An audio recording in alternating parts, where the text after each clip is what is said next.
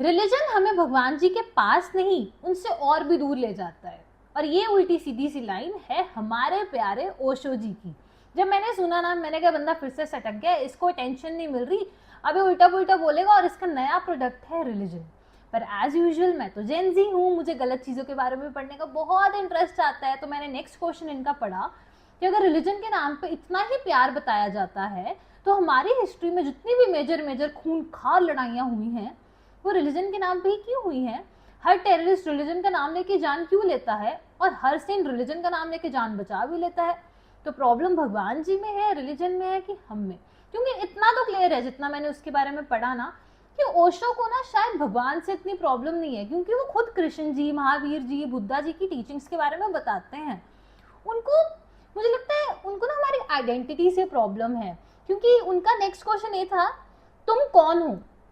अगर कल तुम उठो, रिलीजन खत्म हो जाए, पॉलिटिक्स खत्म हो जाए, नेशनैलिटी खत्म हो जाए, तुम्हारी फैमिली खत्म हो जाए, सरनेम खत्म हो जाए और तुमसे कोई पूछे तुम कौन हो, क्या बोलोगे? मैं अटक गई वहाँ पे कि ऑब्वियसली मैं तो पूरी जिंदगी खुद को डिफाइन लेबल्स के थ्रू करती थी कि हाँ मैं प्रोफेशनली ये हूँ, मैं घर पे ये हूँ, मेरी नेशनैलिटी ये है। मैं कौन हूँ? कुछ भी नहीं। फिर ओशो कहते हैं कि रिलीजन ना एक बोरोड चीज है और जो चीज बोरो की जाती है वो तुम्हारी हो ही नहीं सकती। एंड जो चीज बोरोड होती है वो कभी सच्चाई होती ही नहीं है। सच्चाई तो वो बनती है जिसे तुमने खुद एक्सपीरियंस किया हो। रिलीजन तो एक तरह की इंफॉर्मेशन है जो तुम्हारे अंदर इंस्टॉल करी जा रही है।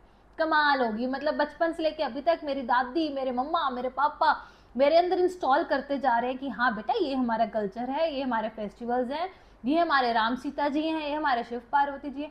इस बंदे ने सारी कंडीशनिंग हिला दी और जो क्वेश्चंस करता है ना, मुझे नहीं पता सही या गलत, पर हाँ मैं इनके आंसर ढूंढने लग जाती। और एक टेररिस्ट वाली बात ओशो बिल्कुल नहीं कहते कि हाँ जो बंदा रिलीजियस होता है वो टेररिस्ट बन जाता है। वो बस इतना कहते हैं कि जो बंदा अपनी आइडेंटिटी को इंसान से बड़ा समझने लग जाए, जो बंदा अपने लेबल को इंसान से बड़ा समझने लग जाए, चाहे वो नेशनल लेबल है, चाहे वो प्रोफेशनलिज्म वाला लेबल है, चाहे वो रिलीजियस लेबल है, वो बंदा ना एक बहुत खतरनाक आइडियोलॉजी से बाहर आता है, वो एक्सट्रीमिस्ट बनता ही है। और एक्सट्रीमिस्ट बंदा ना रिलीजन के नाम पे, ट्रस्ट मी, वो कभी भगवान के लिए या रिलीजन के लिए नहीं लड़ रहा, वो सर्टेनिटी के लिए लड़ रहा है कि मैं 100% सच हूं और मुझे ये प्रूव करना है। भाई अगर तुम सच्चे हो, सच्चाई को कब से प्रूव करने की जरूरत पड़गी, मुझे ये बताना। सच्चाई को कब से भीड़ इकट्ठा करने की, तलवारें चलाने की या चिल्लाने की जरूरत पड़गी? जो बंदा सच्चा है, जो जेन्युइनली रिलीजन में मानता है, वो कोने में बैठ के कंटेंटेड फील करेगा। भौंक रहे हैं तो कुत्ते भौंक रहे हैं, इतना वो हम क्यों कर देते हैं? हमारे भगवान के, हमारे रिलीजन के बारे में कोई गलत बोलता है, जेन्युइनली भगवान के लिए नहीं लड़ रहे, हम अपनी ईगो सेटिस्फाई करने के लिए लड़ रहे हैं।